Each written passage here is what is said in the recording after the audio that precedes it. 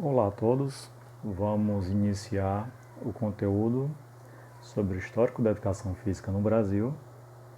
Sempre lembrando aí do site, né? Quem quiser dar uma olhadinha, www.ronron17.com.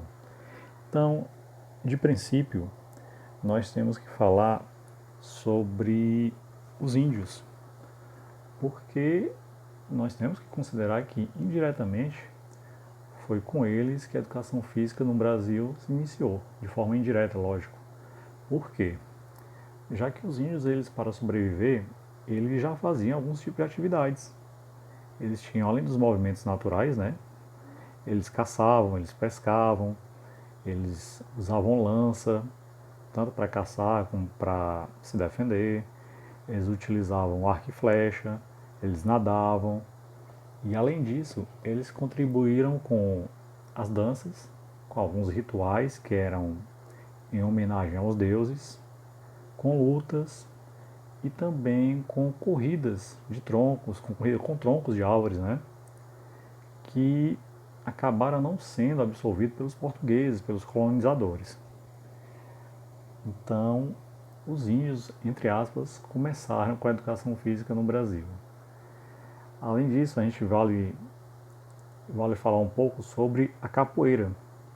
A capoeira nasceu na época dos escravos, com os negros, certo? Que fugiam dos quilombos e nessa fuga tinham que, ou acabavam, né, tendo que enfrentar os capitães do mato. E o que eram esses capitães do mato? Eles eram homens que tinham como objetivo capturar os escravos fugitivos. Então esses escravos, para tentar se defender desses capitães do mato, faziam uso de gestos que hoje a gente conhece como a capoeira.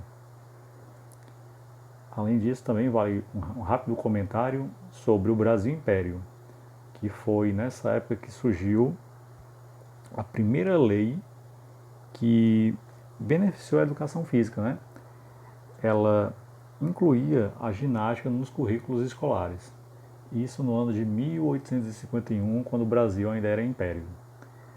Depois dessa fase, veio o Brasil República e a educação física passou por diversas fases, certo? Dentro do Brasil República, que a gente vai destacar algumas aqui. Primeiro é a fase higienista, por volta de 1930, que assim a gente pode considerar como a fase inicial da educação física em nosso país. E ela é uma tendência, né, que tinha como objetivo o quê? Despertar a consciência dos alunos com relação à saúde e higiene do corpo. As aulas eram ministradas por médicos e os conteúdos, resumidamente, eram o quê? Era sobre ensinar hábitos saudáveis, tipo escovar os dentes antes e após as refeições, antes de dormir, ao acordar, certo? Ou então sobre tomar banho com sabão ou sabonete após as práticas esportivas, que na época era basicamente apenas ginástica. Infelizmente, nessa época higienista, as práticas dos exercícios eram completamente preconceituosos e exclusivos, porque somente os alunos homens, brancos, de famílias ricas e fisicamente saudáveis, isso mesmo, eles poderiam e tinham a oportunidade de participar das aulas.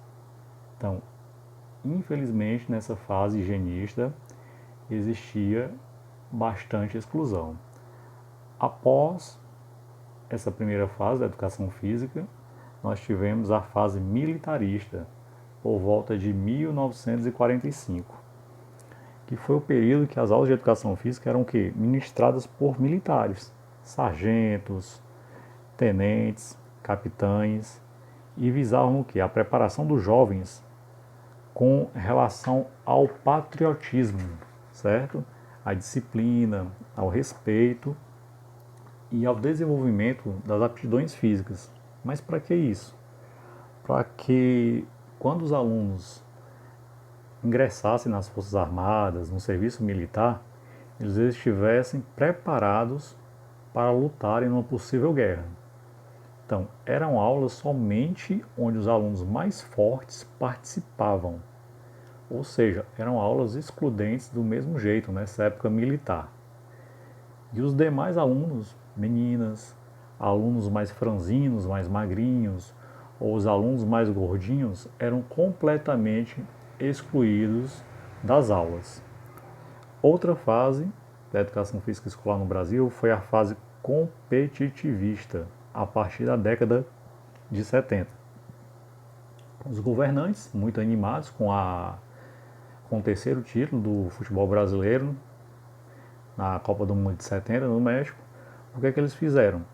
Eles resolveram impor nas aulas de educação física uma espécie de preparação esportiva, visando desenvolver o lado técnico dos alunos e, consequentemente, tentando descobrir novos talentos em várias modalidades. Então, as aulas passaram a ter como prioridade treinos exaustivos, repetitivos, como no futebol, no futsal, no voleibol e outros esportes. E as aulas eram ministradas por ex-atletas, atletas aposentados, que não tinham muita experiência, não tinham muita preparação acadêmica e meio que não se preocupavam com a metodologia, a didática ao ministrar suas aulas. Ou seja, um aluno que tivesse um pouco mais de dificuldade, que entre aspas não tivesse tanto talento, ele facilmente seria excluído da aula, porque um ex-atleta iria considerar que aquele aluno não levaria jeito e não iria ensinar do jeito que era para ser, certo? A outra fase que vale destacar, que foi onde as coisas começaram a melhorar, foi a fase construtivista, nas décadas de 80 e parte da década de 90, que foi um período que os professores polivalentes, aqueles professores responsáveis por lecionar todas as disciplinas, passaram a ministrar as aulas de educação física como uma espécie de recreação. E essa tendência construtivista, né, como o próprio nome já diz, passou a se preocupar com a construção, com a formação e a educação dos alunos. Então, foi a primeira vez em décadas que as aulas de educação física deixaram de ser exclusivas e passaram a ser inclusivas, ou seja, visando a inclusão de todos os alunos e alunas, independente do biotipo, se era alto, se era baixo, se era gordo ou se era magro, ou preparo físico, se era forte, se era fraco, se era rápido ou se era lento. Então, a fase construtivista veio para construir, veio para agregar todos, certo? E a fase que a gente está passando atualmente, que é da educação física popular, também começou na década de 90 e vem até os dias atuais, que foi quando o esporte passou a ser visto como uma forma de obter saúde, acessível a todos e manifestado de três formas: o esporte educacional, o esporte participação e o esporte performance. O esporte educacional, praticado nas escolas, o esporte participação, voltado apenas para o lazer, sem querer quebrar recordes, sem querer se preocupar com números, e o esporte performance, que é o último, esse sim, voltado simplesmente para o alto rendimento, voltado para os resultados. Então, essa é a tendência que a gente está passando até hoje, e graças à obrigatoriedade das aulas de educação física nas escolas do ensino fundamental e do ensino médio a partir de 96 e com a regulamentação da profissão em 1998.